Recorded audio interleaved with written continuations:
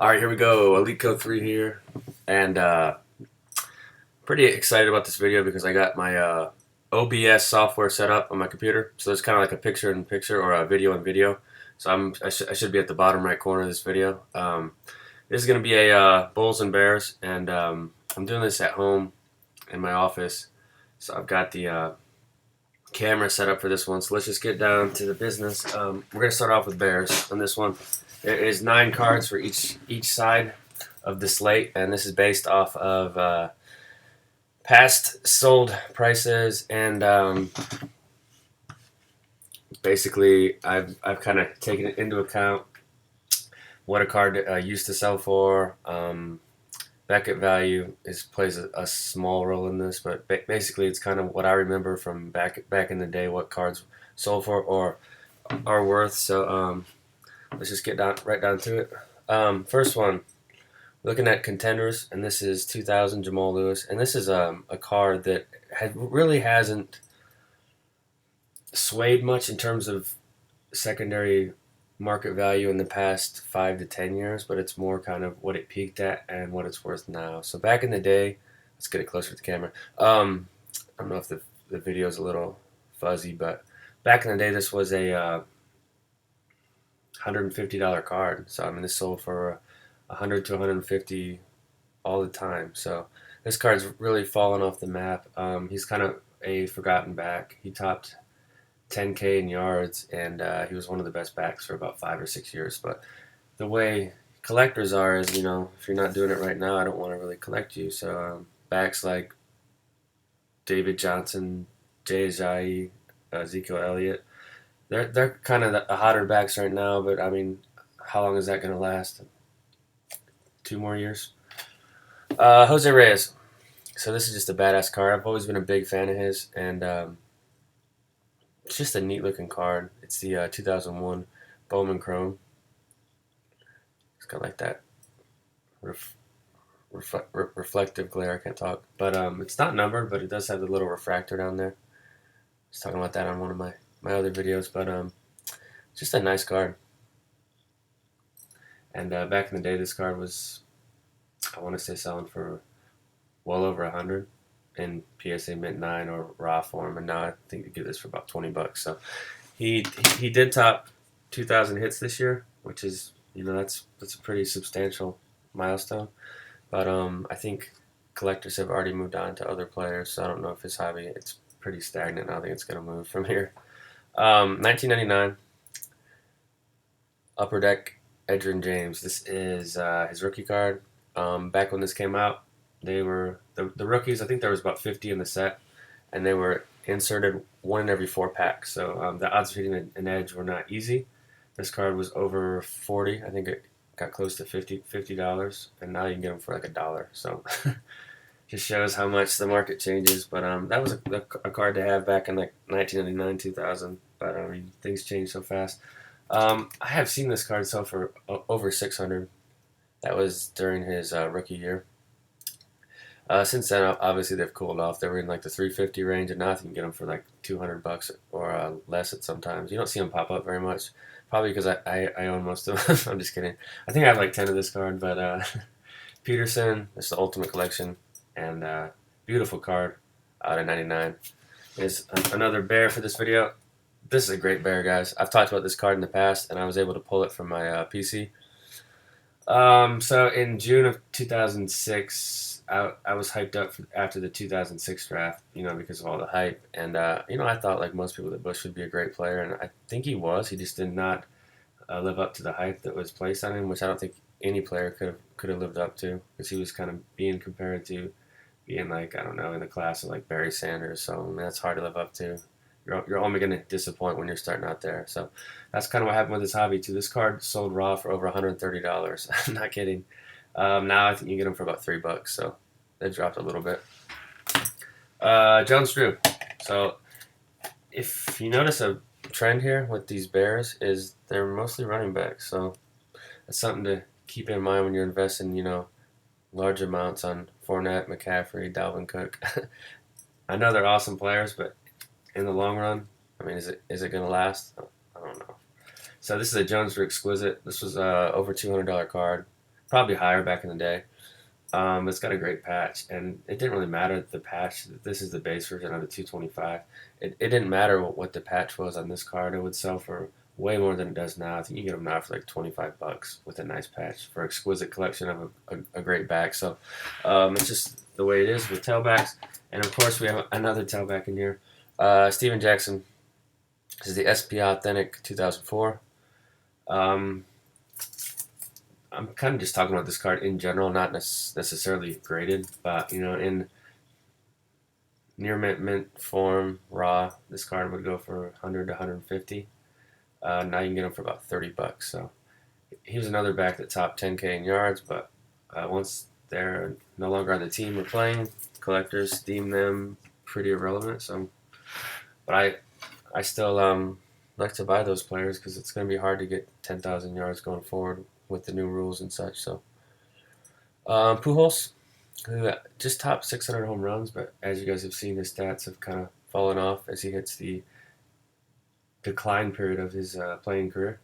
But I think when it's all said and done, he'll have about 650 home runs and a lifetime 300 plus hitter and 3,000 hits. So, I mean, it's one of the greatest players of all time, in my opinion.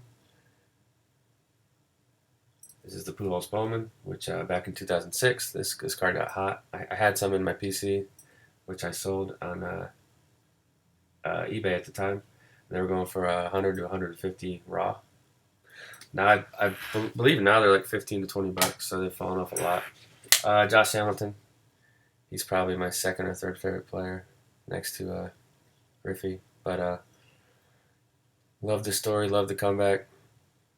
I guess it's kind of like Vic. I like when people can persevere and come back and be successful. So this is the Bowman Chrome. I think this one peaked 2008 during the Home Run Derby when he was putting on that massive display at Yankee Stadium. But this card back in the day, raw, I think it was going for 40 to 50 bucks, and now I think you will get one for about $3 on that one. Here's your Bulls. Start off with basketball this time. Kevin Durant. So obviously he had the great finals, and he's a great player. I got this a couple years ago for like 30 bucks in PSA 9 mint, and they've I haven't checked his prices too much, but I feel like this card's doubled at least since then. So he's on that team, the stack team. So I don't know if any team's going to be able to beat them in a best of 7. Unless like Curry or Durant gets hurt. This is a badass card. This is kind of a slow rising bear. I mean bull.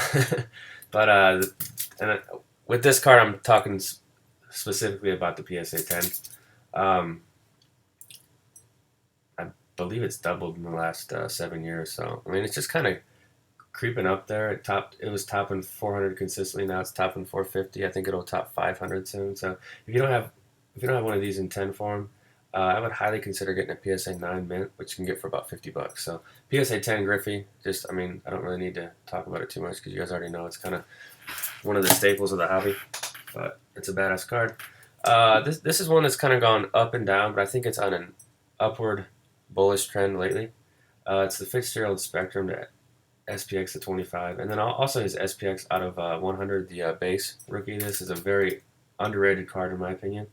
Just because the print's so low, the set's great, and it's a great looking card. So, and he's a Hall of Famer and one of the best receivers to play. So, this card topped 600 when the Cardinals were in the Super Bowl against the Steelers, and then it dropped off to about 250. I think now it's creeping more towards like the 350, 400 range. So, great looking Fitzgerald. Always collected Fitzgerald. He's just a class act, great player. This is kind of one I might have creeped this one in just because I'm a Royals fan, but it's a cool Bowman Chrome. It's not technically a rookie, but it's like his second year card. I mean, it's not like his first year card was 2007, and 2008 he had the Chrome rookie. Then his like technical rookie's 2011. So I don't know. It's a mess in baseball. But this is just a Chrome auto from his early playing days, and these have jumped from about 10 to 20. So kind of like a modest boost for those Mustakas as he eclipses the Royals home run record, which is pretty pathetic. It's like 35 or 36, and he's right there right now. He's should top 40 home runs this year.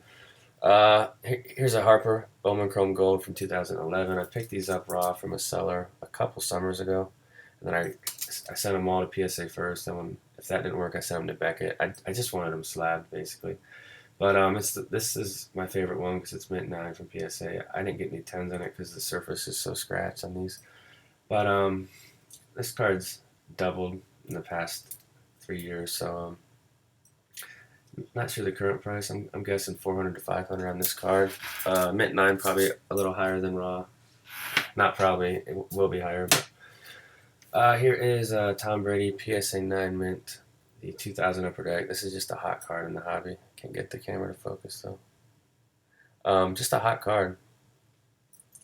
But this is a mint 9 one, and it's a great looking card. Market value on this, I believe it's about 150.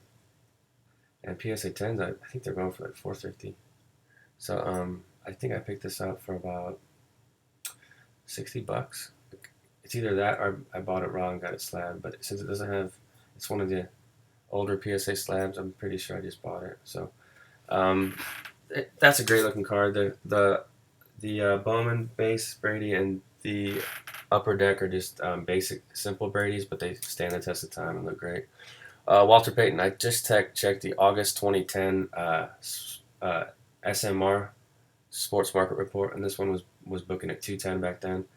I think they book it now at like 450, so it's doubled. This is kind of more of a slow rising bull, but obviously it's a Hall of Fame, one of the greatest backs to ever play. So I don't think the price is going anywhere with this one. So PSA 8 of the 76 Topps Walter Payton, which this example is off center, as you can tell, but that's probably why it's an 8 and not a 9 or a 10. We got a couple more. This was kind of just like a lower tier bull, but still worthy of the video. 2014 Topps Chrome Derek Carr.